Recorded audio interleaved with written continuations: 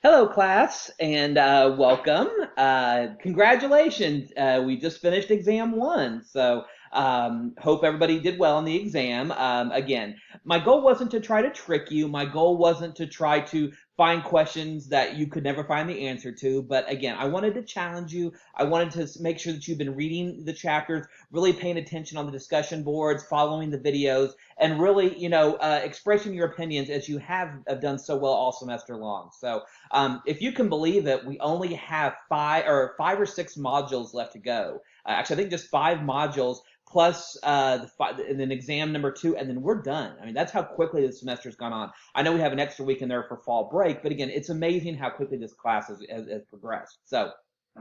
Well, as you saw during the first part of the class, every week in the first eight modules, we tended to focus on, a different group. We focused on Black people, we focused on white people, we focused on Hispanic people, we focused on Native Americans. We did a little bit on some introduction and some legislation.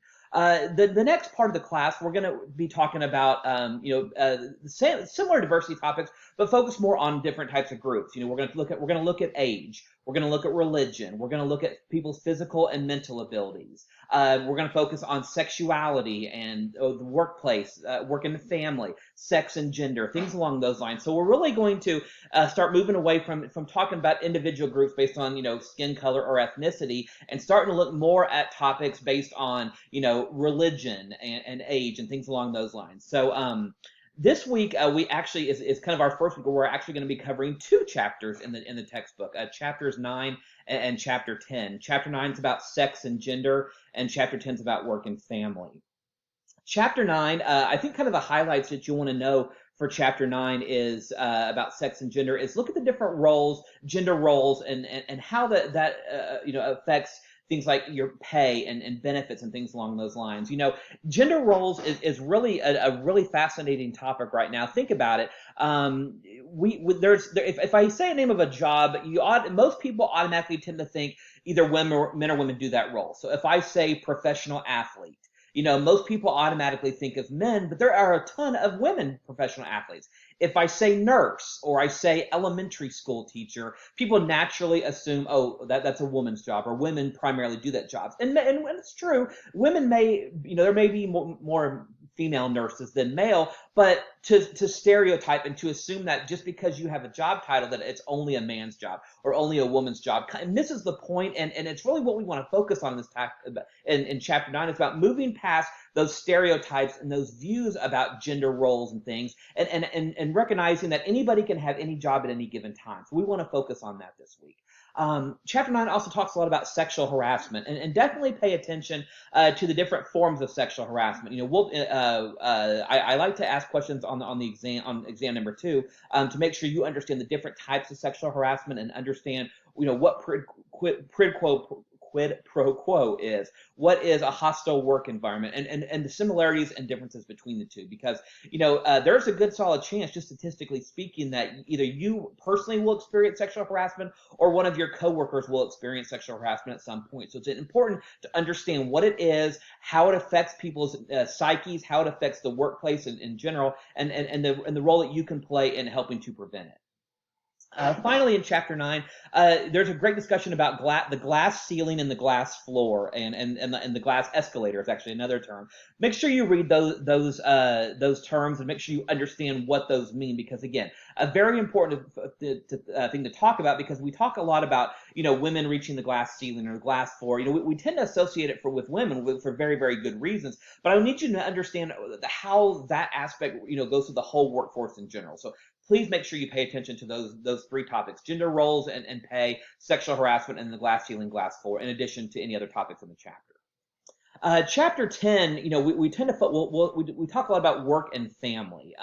There's a great discussion about pregnancy discrimination, and about pregnancy discrimination laws are becoming very popular in the U.S. For the longest time, pregnancy discrimination was ignored. I'll give you a prime example. I'm giving my age. I'm 38 years old.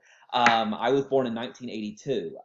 My mom, when she was pregnant with me in 1981, she's actually told me the story that she was working at a company, and her boss flat out told her, the fact that you're pregnant, you're probably not going to get promoted when you come back, because of it. You're going to be out, taking care of your baby. So and it's kind of ironic that my mom, was being discriminated against while I was, when I was still in her womb. And yet now I do for a living. I do everything in my power, and part of my job is to prevent discrimination. So this is a topic that's very passionate for me because, again, my mom experienced pregnancy discrimination when she had me. So please pay attention to those details as you're reading. You read a lot about more flexible scheduling going on right now. I'll be the first to admit, for the longest time, I was against flexible schedules. And what I mean by that is really working from home. Early in my HR career, and even up until the last year, I just thought working from home, people were going to take advantage. People would be watching TV when they should be working. And and I'll be honest, COVID has definitely changed my view of work from home because I've been working from home since early March, and I've actually found in a lot of ways I've been more productive. I've gotten more things done. I can do more projects, but I also, if I want to, take a 10-minute break, I can take my dog for a walk. I can check, Sports Center. I'm a big Sports Center fan. I can check Sports Center. I can, go throw a load of laundry in the dryer. And yet I come back and I'm even more focused when I come back to my computer. So I've actually personally changed my view on flex schedules. And now I'm a big proponent of them. So again, if you decide how you feel about flex schedules. But again, I think COVID has really opened us up to really understanding the different aspects about flex schedules. Daycare and family benefits are kind of the other main topic for Chapter 10 that I want you to pay attention to. There seems to be, some type of, I'll call it indirect discrimination against single people. And what I mean by that is, I remember when I first started working in higher education, I remember during new hire orientation, I'll never forget this, our leader was telling us all about these amazing benefits that, if you have kids, they get to come to this university for half tuition. We have all these great benefits for your spouse, and your children get X, Y, and Z. And, and I was like, oh my gosh, because I had a young family at the time. This is great. I remember we were going on break, and the gentleman who was next to me, he was like, dude, I'm single. I can't use any of those benefits. I don't need, dependent tuition waivers. I don't need, X, Y, and Z. I'm a single guy. So it seems like I'm almost being discriminated against because I'm single. And he makes a really, really good point. And I think that's something that you've seen a lot recently. Our companies are really looking at their benefits that, to cater to, individuals who have families and individuals who don't have families, because again, it serves a very different purpose. So things like daycare and family benefits, the chapter talks a little bit about that. Pay attention to those aspects because, again, I think they're really important for us to differentiate. This week we also have 2 videos, a video talking about how women can overcome bias at work. And then there's another video about Walmart, a company we all know, and other large companies are facing pregnancy discrimination lawsuits. Make sure you pay careful attention to those videos because, again, it's really critical to understand, the type of biases we're seeing in the workplace related to both sex and to, families and gender specifically. So. For this week, we're just going to have a discussion board this week. That's the only assignment. There's 2 questions. One of the questions, I really want to know your opinion on it. Should we have paid maternal and paternal leave? In the U.S., there's no federal law dictating that maternity and paternity leave are paid. Whereas there are many, many, many other civilized countries in the world where individuals get time off. I forget which European country it is. Norway, Sweden, one of those, where women can actually get up to like 8 months off paid, and the father gets 2 months off paid for every child. So, and again, I'm not here to tell you how you should and shouldn't feel about this topic. It's personal to you, but I can't wait to read your discussions and see what you have to say about whether the U.S. should have a paid maternal and paternal leave.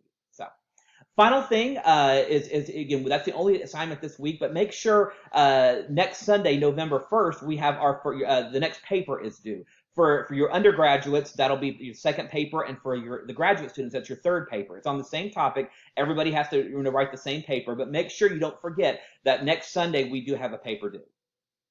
Well, again, I hope everybody has a great week. I'll start grading your exams here in the next basically probably first thing tomorrow morning. I'll start grading your exams. Try to get those back to you by the end of the week if I can, because I know everybody wants to know how they did. Please keep up the good work. I can't wait to read the discussions this week, and have a great day. Thanks, everyone.